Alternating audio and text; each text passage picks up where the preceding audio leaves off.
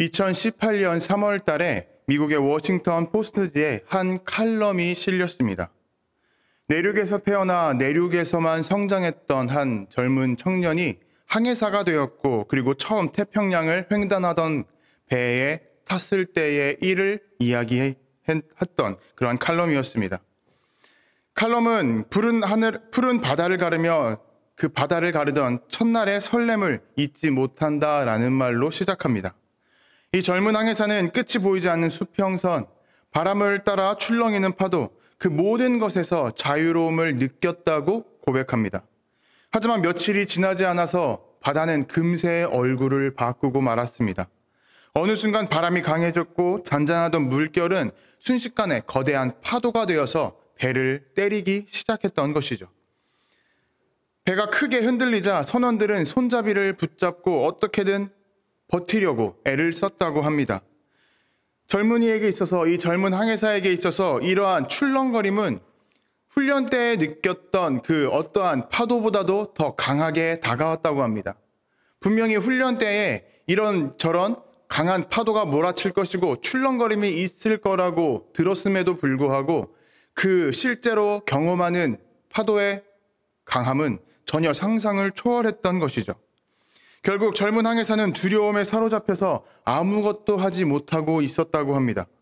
그런데 함께 조타시에 있었던 선장님의 얼굴에는 긴장감만 있었을 뿐 두려움이 전혀 없었다고 합니다.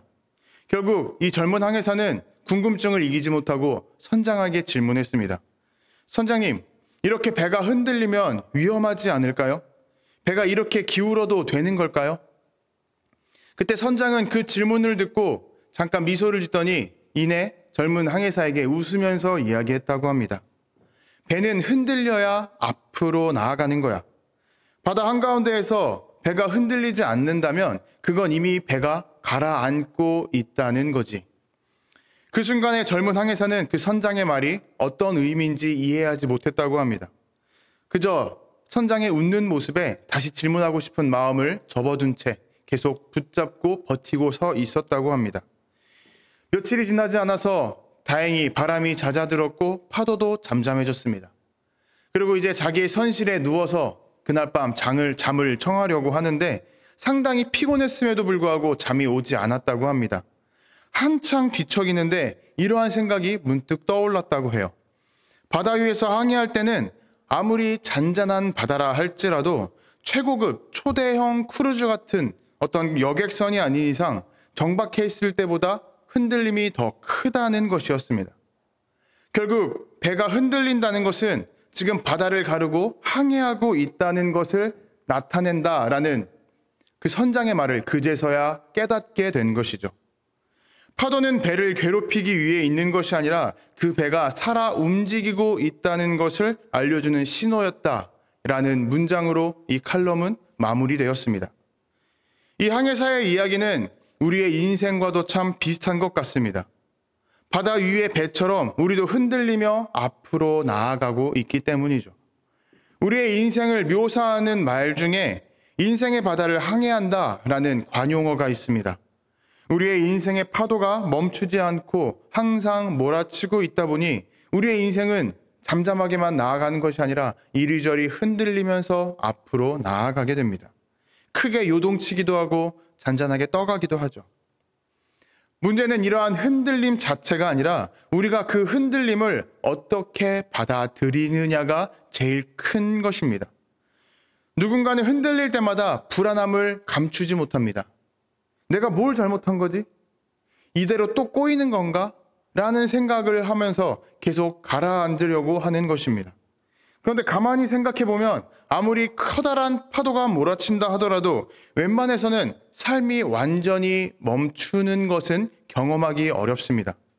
우리가 흔들릴 때에도 시간은 흘러가게 되고 세상은 돌아가고 우리도 결국 그 안에서 조금씩 앞으로 나아가고 있기 때문입니다. 하지만 문제는 그 흔들림이 너무나도 자주 다가온다는 것이고 너무나도 갑작스럽게 찾아온다는 것이죠. 마치 예고 없이 불어오는 어떠한 폭풍과도 같은 것입니다.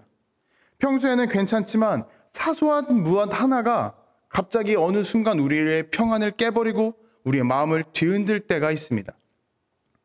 예를 들어서 우리가 누군가에게 연락을 보냈는데 그 연락이 오지 않는 거예요. 답장이 오지 않는다면 우리의 마음은 계속 흔들리기 시작합니다. 별것 아닌데도 이상하게 신경이 쓰이기 시작하는 거죠. 무슨 일이 있는 건가? 아니면 내 연락처를 지운 건가? 이러한 수많은 생각 때문에 우리는 하루 종일 마음이 불안해지곤 합니다. 이렇게 작은 일들 하나가 우리 삶의 하루 전체의 평안을 뒤흔드는 경우가 있는 것이죠. 그런데 이것보다 더 큰 문제는 이러한 삶의 문제가 우리한테 다가오게 되면 이 삶의 문제는 그 자리에서만, 그 영역에서만 영향을 끼치는 것이 아니라 우리 삶의 다른 부분까지 함께 영향을 끼친다는 사실입니다. 이런 거예요. 우리가 직장에서 어떠한 어려운 일을 당했습니다. 힘겨운 일을 당하게 됐어요. 그 앞에서 스트레스를 받으면서 막 어떻게든 해결하려고 노력합니다. 근데 아직 끝내지 못했어요. 그 상태에서 집에 오면 우리의 행동은 어떠한가요? 우리의 가족들이 우리에게 말을 걸었는데, 친근하게 말을 걸었는데 우리는 말이 되게 짧아집니다. 투명하게 혹은 예민하게 반응하기도 해요. 그리고 기도의 자리에 나아간다 할지라도 우리는 주님 앞에 이 문제를 놓고 기도하기보다도 불평과 불만 그리고 두려움이 더 많이 차지하고 있는 것을 깨닫고는 합니다. 제가 대전에서 사역할 때 어떤 성도님이 저한테 이런 얘기를 하셨어요. 나에게 어려움이 있을 때 어떤 목사님이 1분만 기도해도 마음의 평안이 찾아온다고 하시더라. 그러니 제가 그렇게 1분 동안 기도를 하려고 해봤습니다. 그런데 1분을 기도했는데 1분 중에 정작 기도한 거는 10초밖에 안 돼요. 나머지 50초는 불평과 불만만 가득해 있었습니다. 라는 말을 저에게 해주었었죠. 결국 이렇게 우리는 그 짧은 1분이라는 기도도 제대로 집중해서 하지 못하게 됩니다. 우리의 삶의, 우리의 인생의 파도가 우리를 그만큼 뒤흔들어 버리는 것이죠. 이러한 파도는 사람이라면 누구나 만날 수밖에 없습니다. 누구나 흔들리게 돼요. 우리가 믿음이 있다고 해서 그 흔들림에서 결코 자유롭지 않습니다. 팀 켈러 목사님은 자신의 저서인 하나님을 믿는다는 것이라는 책에서 이러한 말을 남겼습니다. 사람이 흔들리는 이유는 잘못된 것을 붙잡기 때문이다. 다르게 말하면 우리의 문제는 그 흔들림 그 자체가 아니라 우리가 흔들림 가운데에서 무엇을 붙잡고 있느냐에 따라 다르다라는 것이죠. 우리가 흔들림 앞에 있을 때 붙잡은 것이 똑같이 흔들린다면 우리는 여전히 불안할 수밖에 없습니다.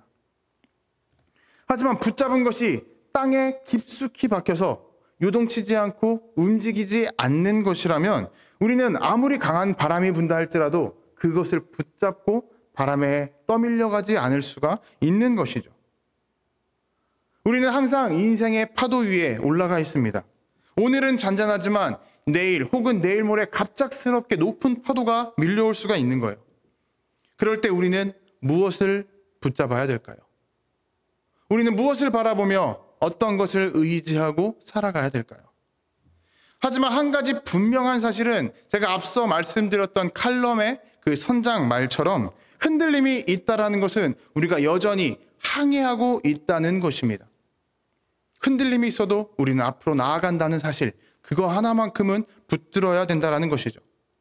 그래서 오늘 본문 속 다윗은 인생의 폭풍이 몰아치고 있는 그러한 상황 속에서도 고백할 수 있었습니다. 나의 영혼아, 잠잠히 하나님만 바라라. 나의 소망이 하나님께로부터 나오는도다. 오직 하나님만이 나의 반석이요 나의 구원이시요 나의 요새시니 내가 흔들리지 아니하리로다. 이 고백은 다윗이 인생의 탄탄대로를 걷고 있을 때에 나온 찬송이나 고백이 아닙니다. 지금 본문 속 다윗의 상황은 광야에서 방황하고 있을 때였어요. 내가 광야에 가서 훈련하겠다가 아니라 사울이 자신을 내쫓고 있는 상황입니다. 조금만 잘못하면 사울의 부하들이 와서 자기를 잡아 죽일 것 같은 그 두려움 속에 빠져 있는 게 지금 본문 속 다윗의 상황입니다. 그런데 이곳에서 다윗이 이러한 고백을 할 수 있었던 것은 한 하나님의 그 붙드심을 깨달았기 때문입니다. 다윗은 이러한 것을 깨달았던 거예요. 지금 나에게 주어진 이 상황은 바꿀 수가 없지만 지금 내가 생각하고 있는 문장의 주어는 바꿀 수 있다. 이런 겁니다. 다윗은 지금까지 이렇게 생각했어요. 사울이 나를 쫓아온다. 사람들이 나를 배신했다. 문제가 나를 무너뜨리려고 한다. 주어는 사울이고 사람들이고 문제, 두려움입니다. 근데 여기서 주어를 바꾼 거예요. 오늘의 고백과 같이. 하나님이 나의 소망입니다. 하나님이 나의 반석입니다. 하나님이 나의 구원입니다. 하나님이 나의 요새이십니다. 문제에서 하나님으로 주어가 뒤바뀌어 버린 거죠. 이렇게 주어가 바뀌자 다윗의 마음이 바뀌었고 시선이 바뀌었고 걸음이 바뀌었습니다. 그로 인해서 오늘과 같은 고백을 할 수 있었던 것이죠. 우리도 우리 앞에 흔들리는 수많은 파도가 오고 두려움이 온다면 우리는 그것들을 바꾸고 싶어 합니다. 그 상황 자체를 바꾸고 싶어 해요. 하지만 하나님께서 우리에게 주시는 믿음은 그 상황을 바꾸는 것이 아니라 흔들리는 상황 속에서 우리의 주어를 바꾸는 것입니다. 우리의 생각의 주어를 바꾸는 것이죠.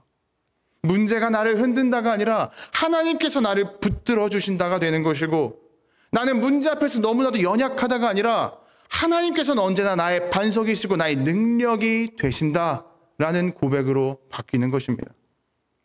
이러한 고백에서 다윗은 또 다른 고백 그리고 또 다른 확신을 가졌습니다. 하나님께 권능이 속하였나이다. 우리의 고백 중에 하나님은 능력의 하나님이십니다 라는 고백이 있습니다. 우리는 하나님의 능력에 대해서 어떤 걸 생각할까요? 능력이 하나님이 가진 그 능력, 하나님의 위엄, 우리는 어떤 걸 생각하나요? 보통 전지전능을 떠올릴 때가 많습니다. 무소부재하심, 초자연적인 어떤 기적을 우리는 떠올립니다. 근데 문제는 그것들만 가지고 하나님의 능력이고 하나님의 기적이라고 너무 편협하게 바라보고 있다는 것이죠. 우리의 일상 가운데에서 보기 힘든 것들입니다. 팀 켈러 목사님은 제가 앞서 소개했던 책 하나님을 믿는다는 것에 또 다른 문장을 남겼습니다. 이렇게 썼습니다. 하나님은 결코 지체하지 않으신다. 사람이 느끼기에 늦을 뿐 하나님은 정확한 시간에 오신다. 하나님의 능력은 우리의 일상에 가장 가까운 것으로 본다면 우리가 생각하고 있는 시간에 갇히지 않는다는 것입니다. 하나님은 빠름과 느림 사이에 갇혀있지 않는다는 거예요. 모든 일들에 대해서 하나님의 시간으로 완벽하게 이루어 가신다라는 사실입니다. 우리는 우리의 문제 앞에서 하나님께 간구할 때에 내 생각의 시간, 내가 원하는 시간에 비교해서 하나님의 능력을 따질 때가 있습니다. 나는 지금 원하는데 왜 주님께서 안 하십니까? 아, 주님께서 주님의 때를 기다리라고 하시는구나. 이게 아니라 혹시 주님이 안 계신 거 아닙니까? 주님은 능력이 없으신 거 아닙니까? 라는 것으로 바뀌어 버린다는 것이죠. 그러다 보니 우리의 마음속에는 조급함이 생기기 시작하고 불안함이 생겨버리고 마는 것입니다. 그리고 우리는 잘못된 행동, 그리고 부족한 행동을 계속 반복하게 되는 것이죠. 우리가 대형마트에 가서 쇼핑을 하게 되면 카트에다가 많은 짐들을 싣고 이제 계산을 하러 가요. 그럼 그때 우리는 제일 바쁘게 눈이 돌아가기 시작합니다. 왜요? 가장 짧은 줄이 어딘지를 찾아야 되거든요. 그리고 가장 빠르게 줄어드는 줄이 어딘지를 찾아야 돼요. 그래서 막 눈이 막 돌아다니죠. 요즘에는 그 셀프 계산대가 있다 보니까 딱히 줄 서는 것에 대해서 크게 신경 쓰지 않는 분위기이긴 한데, 초대형 창고형 마트, 특히 코스트코 같은 경우는 셀프 계산대가 없다 보니까 무조건 줄을 찾아야 돼요. 그때 우리는 막 눈이 돌아가죠. 수많은 사람들이 눈치 게임을 합니다. 그러다가 하나를 선택해서 그쪽으로 가요. 그리고 가면은 어떠한 생각이 드나요? 어떠한 상황이 펼쳐지나요? 분명히 더 길었던 옆에 있던 줄이 주르륵 빠지기 시작해요. 내 앞에 있던 카트에서 막 작은 것들이 막 사람들이 꺼내기 시작하는 거예요. 분명히 카트가 적어 보였는데 그 계산대 위에 수북히 쌓이기 시작하는 거죠. 그것을 보면서 우리는 탄식하기 시작합니다.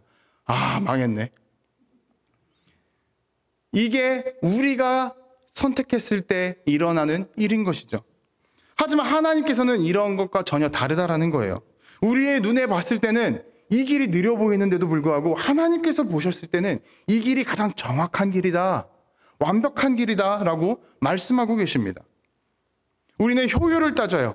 그리고 빠른 계획을 막 추구해서 행동합니다. 하지만 하나님께서는 완전함을 이루고 또 완전함을 바라보며 우리에게 그 때를 기다리라고 말씀하고 계시죠. 그러다 보니 하나님의 길은 우리가 느끼기에 느려 보인다 할지라도 결국 가장 완벽한 길, 가장 완전한 길이 된다는 것을 우리는 기억해야 됩니다. 그리고 이러한 사실 앞에서 다윗은 또 한 번 더 고백합니다. 인자함도 주께 속하였나이다. 우리가 하나님을 향한 또 다른 고백 중에 하나는 인자하심, 다르게 이야기하면 사랑의 하나님이십니다라는 것이죠. 그런데 여기서 하나님의 사랑과 세상의 사랑은 다르다는 것을 놓칠 때가 있습니다. 세상의 사랑은 우리에게 무언가 조건을 얘기합니다. 네가 더 잘해야 내가 더 사랑을 줄게. 네가 나에게 주는 만큼 나도 너에게 사랑을 줄게. 그리고 내가 받은 것보다 조금 더 주면 엄청나게 인자하고 또 베푸는 사람이라고 칭송받기까지 합니다. 그나마 이렇게 주고받음이 없는 사랑의 모습은 부모와 자식 간의 사랑에서 찾아볼 수가 있죠. 하지만 하나님의 사랑은 그러한 모든 조건이 없습니다. 그리고 그 사랑의 베품 끝도 없습니다. 이 시대는 받은 만큼 주겠다는 어떠한 거래의 사랑을 이야기하지만 하나님께서는 그냥 끝도 없이, 밑도 끝도 없이 내가 너에게 일방적으로 베풀어 줄게라는 일방적인 사랑을 이야기하고 계시는 거죠. 그래서 실패한 사람이 누가 되었든 붙잡아 주시고 낙심한 사람이 어떠한 상황에 있고 어떠한 자리까지 밑바닥에 떨어져 있다 할지라도 손을 내밀고 꺼내 주시는 것이 바로 하나님의 사랑입니다. 그런데도 불구하고 우리는 그 하나님의 사랑 앞에서 그 사랑을 바라보는 것이 아니라 내 앞에 주어진 삶의 고통만을 바라봅니다. 그리고서 하나님의 침묵에 대해서 불안해하고 또 불평을 내뱉어요. 주님 왜 침묵하십니까? 왜 내 간구에 응답하지 않으십니까? 하지만 우리가 분명히 알아야 될 것은 그 하나님의 침묵 가운데에도 내가 너와 함께하고 있다라는 위로의 말씀이 있다는 것을 우리가 깨달아야 한다는 사실입니다. 얼마 전에 제 첫째가 놀이방에서 동생과 함께 놀고 있었습니다. 그런데 이제 점점 겨울이 돼가면서 해가 금방 떨어지다 보니까 방이 금방 어두워지기 시작한 거예요. 근데 노느라 바빠서 방에 있는 형광등을 켜지 않은 거죠. 그래서 아내가 다른 방에 있다가 오면서 슬그머니 그 방불을 켜주고 왔어요. 손만 넣어서 싹 켜고 그리고 와서 식탁에 앉아서 저와 다시 대화를 나누기 시작했습니다. 그런데 얼마 되지 않아서 갑자기 제 첫째 아이가 나오더니 부엌에 앉아있는 저와 아내를 보고서 막 표정이 변하기 시작하는 거예요. 막 신기해하고 놀라운 표정, 그리고 흥분이 가득해가지고 말하기 시작하는 겁니다. 시온이랑 놀고 있는데 갑자기 방불이 혼자 켜졌어. 엄마가 와서 슬쩍 켜준 거를 몰랐던 거죠. 그리고 방불이 켜져가지고 놀라서 주변을 둘러봤는데 아무도 없죠. 문 밖으로 나왔는데 엄마 아빠는 저기 부엌에 있는 거예요. 너무나도 신기한 상황이고 너무나도 놀라운 상황이 펼쳐진 거죠. 그래서 아내랑 제가 엄마가 가서 켜준 거야 라고 이야기했는데 첫째 아이는 이해하지를 못하는 거예요.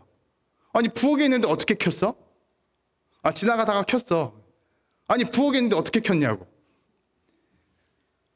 계속해서 조용히 켜주었지만 그 행동을 우리 아이는 몰랐던 겁니다. 이게 우리의 모습과도 똑같은 거예요. 불을 켜준 사람이 엄마라는 것을 몰랐던 것처럼 우리도 우리의 어두운 인생길 가운데에 불을 켜주시는 하나님의 말씀, 하나님의 위로를 우리는 놓치고 있는 것입니다. 우리가 원하는 것은 모든 어둠을 몰아낼 밝은 빛만 원하기 때문에 그 작은 불빛을 놓치고 마는 것이죠. 이렇게 하나님께서는 우리의 간구 앞에서 침묵하신 것 같아도 그 안에 하나님의 사랑은 조용히 역사하고 있다는 것을 우리는 분명히 기억해야 됩니다. 그래서 우리는 두려워한다 할지라도 하나님께서는 이미 준비하고 계셨다는 것을 붙잡아야 되고, 우리가 낙심하고 있다 할지라도 하나님께서는 이미 회복의 길을 내어놓고 있다는 사실을 기억해야 됩니다. 그래서 어떻게 생각해 보면 하나님의 사랑은 우리의 기다림과도 같은 것 같습니다. 하나님은 우리의 기다림 속에서 언제나 그리고 끊임없이 역사하고 계시는 것이죠. 그리고 마지막으로 다윗은 또 이렇게 고백합니다. 주는 각 사람에게 그 행한 대로 갚으심이니이다. 여기서 고백하는 하나님은 공의의 하나님입니다. 우리는 공의에 대해서 그 의미를 가끔씩 오해할 때가 있어요. 공의는 공평하고 옳음을 의미합니다. 쉽게 생각해서 정의로움, 공정함을 의미해요. 그런데 우리가 살아가는 이 세상은 우리가 느낄 때 전혀 공정해 보이지도 않아요. 불공평해 보입니다. 착한 사람은 아무리 선한 일을 해도 힘들고, 악한 사람은 오히려 떵떵거리면서 살아가는 모습을 보면서 이 세상은 불공평하구나라고 느끼는 거죠. 그 가운데에서 공의의 하나님이다라는 말을 우리는 이해할 수가 없습니다. 하지만 우리가 분명히 알아야 될 것은 이러한 불공평해 보이는 세상 속에서도 하나님께서는 이 공의를 반드시 똑바로 세우고 있다는 것입니다. 그런데 우리가 그것을 느끼지 못하는 것, 그 이유는 앞서 말씀드린 것처럼 하나님의 공의를 오해하고 있기 때문이에요. 우리는 하나님의 공의로우신 하나님을 이렇게 생각합니다. 굉장히 차갑고 냉정한 막 칼 같은 판사라고 생각하는 거예요. 판사가 어떤 사람인가요? 잘잘못을 따지는 사람이죠. 그리고 잘못한 사람한테 벌을 주는 사람입니다. 여기서 악한 사람에게 벌을 준다에다가 동그라미를 치고 하나님의 공의는 그 동그라미의 안에가 전부다라고 우리는 생각하는 거죠. 하나님의 공의의 범위를 완전히 축소시켜버리는 겁니다. 그러다 보니까 이 세상 속에서 악인이 잘 되는 모습을 보면은 하나님의 공의에 대해서 우리는 의심하기 시작해요.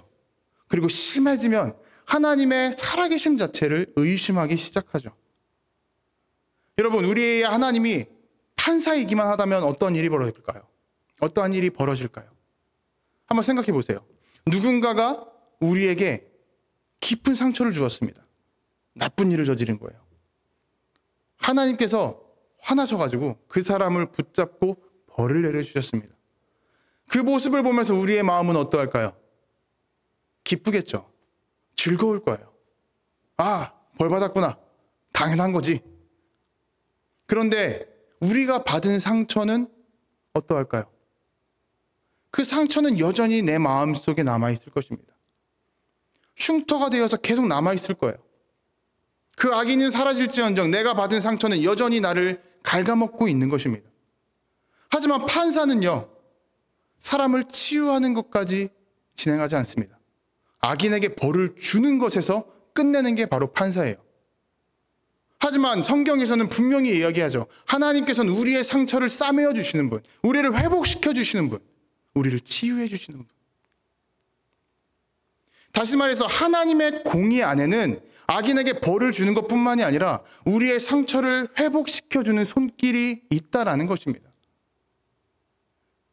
억눌린 마음을 일으켜 세워주고 무너진 마음을 다시 일으켜 세워주는 그 손길이 하나님의 공의 안에 있다라는 거예요.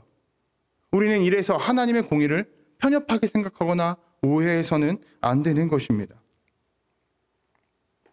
오늘 우리가 나누고 있는 다윗의 고백은 다윗의 인생이 탄탄대로에 있을 때 펼쳐진 것이 아니라고 이야기했습니다. 왕이 된 상태에서 만인지상의 자리에 있을 때에 했던 고백이 아니라는 거예요. 여러분, 다윗의 삶을 한번 생각해 보세요. 다윗이 인생이 평탄했을까요? 다윗은 어렸을 때부터 죽는 날까지 너무나도 높은 파도 위에 올라가 있던 삶이었습니다. 어렸을 때는요, 형들에게 밀려서 양치기를 했습니다. 오늘날의 양치기와 옛날의 양치기는 전혀 달라요. 오늘날에는 목장에 울타리를 놓고 양을 풀어놓고 또 선진화된 문물을 이용해서 안전하게 양을 칩니다. 하지만 옛날에는 목숨을 내걸고 하는 업종이었어요. 양을 잡기 위해서 야생의 곰, 사자, 늑대들이 항상 호시치시탐탐 노렸습니다. 그 앞에서 양이 잡아가는 것을 바라보고만 있어야 되는 게 아니라 그 육식동물들과 맞서 싸워야 했던 것이 양치기였어요. 목숨을 내어놓고 사는 삶이 바로 양치기였습니다. 그런데 그런 양치기의 삶을 어린 나이부터 했다는 거예요. 형들한테 밀려서, 형들에 비해서 보잘것없어 보이는 인생이어서. 그러한 삶을 보내고 청년이 되었습니다. 능력을 인정받아서 사울왕의 부하가 되었어요. 신하가 되었습니다. 이제부터는 승승장구할 일만 남았는데 사울왕이 다윗에게 시기 질투를 갖기 시작해요. 그러면서 다윗을 죽이려고 합니다. 오늘의 본문의 배경이죠. 그래서 광야로 떠돌아다녀야 됐고 자신의 적진이었던 그 나라까지 들어가서 미친 척을 해야 됐어요. 그렇게 해서 겨우겨우 목숨을 살아야 됐습니다. 그 모든 것들을 끝내고 왕이 되었을 때는 이젠 탄탄대로만 펼쳐졌을까요? 아니요. 왕이 되었는데 이제는 자기 자식들이 문제를 일으켜요. 특별히 압살롬이 자신의 오랜 신하들을 꼬드겨서 자신에게 칼을 들이밉니다. 자신의 친아들이 자기에게 칼을 들고 달려오는 것, 얼마나 큰 상처가 될까요? 다윗은 이러한 모든 고통 앞에서 그럼에도 불구하고 하나님께 찬양을 올렸습니다. 하나님을 높였고 하나님께 영광을 돌릴 수 있었어요. 그 이유는 제가 말씀드렸던 것처럼 자신의 마음속에 있는 주어를 바꾸었기 때문입니다. 두려움이 나를 몰아친다가 아니라 하나님이 나의 요새가 되신다. 하나님이. 그리고 이러한 고백 가운데에서 하나님의 모습 세 가지를 다윗은 확신했습니다. 능력의 하나님, 사랑의 하나님, 공의의 하나님. 그리고 그 안에서 자신은 소망을 얻었고 그 소망을 따라서 앞으로 나아갈 수 있었다고 고백하죠. 주어를 바꾸었다라는 말은 인생의 항해라는 관점에서 볼 때에 내 배에, 인생의 배에 선장을 하나님께로 드렸다라는 것입니다. 이 고백은 바다 위에서 항해를 멈춘 사람의 고백이 아니라 계속 앞으로 나아가겠다고, 내 안은 계속 저 목적지를 향해서 항해하겠다고 고백하는 사람에게서만 울려나올 수 있는 말입니다. 믿음은 파도를 피하는 일이 아니라 파도 속에서도 뚫고 나아가는 것을 배우는 것입니다. 그 항해의 끝에는 언제나 하나님의 손길이 기다리고 있습니다. 하나님은 때때로 바람을 멈추기도 하십니다. 반대로 그 바람을 이용해서 우리가 더 멀리, 더 빨리 나아가기도 하십니다. 그렇기 때문에 우리의 배가, 우리의 인생의 배가 흔들린다 할지라도 우리는 두려워하지 말아야 됩니다. 하나님의 손길 안에 있다는 것에서 우리는 괜찮다는 것을, 평안을 누려야 됩니다. 말씀드린 것처럼 배가 흔들린다라는 것은 계속해서 항해하고 있다는 증거가 되기 때문입니다. 여러분, 하나님께서는 오늘도 그리고 앞으로도 우리의 인생의 배를 계속 이끌어 가시고 항해하고 계실 것입니다. 우리의 인생에 올려오게 되는 그 파도가 아무리 높다고 한다 할지라도 하나님의 능력은 그보다 더 크고 위대하다는 사실을 우리는 분명히 바라보아야 됩니다. 그 바다 위에서 그 하나님께 시선을 고정하고 하나님만 바라보며 나아가는 사람, 그것이 바로 믿음의 사람입니다. 그래서 오늘 우리는 다윗의 고백이 우리의 고백이 되어야 됩니다. 주님, 인생의 파도 앞에서도 저는 멈추지 않겠습니다. 하나님을 향해 계속 나아가겠습니다. 주님만이 나의 구원이시오, 반석이시오, 요새이시오, 나의 소망이기 때문입니다. 여러분, 흔들릴 수 있어도 항해를 멈추지 않는 믿음을 가지길 부탁드립니다. 11월 한 달 새로 시작하게 됩니다. 이 한 달 동안, 그리고 남은 2달의 25년 기간 동안 흔들리지 않는, 그리고 어떠한 상황 가운데 있다 할지라도 우리를 앞으로 나아가게 하시는 하나님의 소망을 붙들고 하루하루를 살아갈 수 있는 저와 여러분들이 되시기를 주님의 이름으로 도전하고 축복합니다.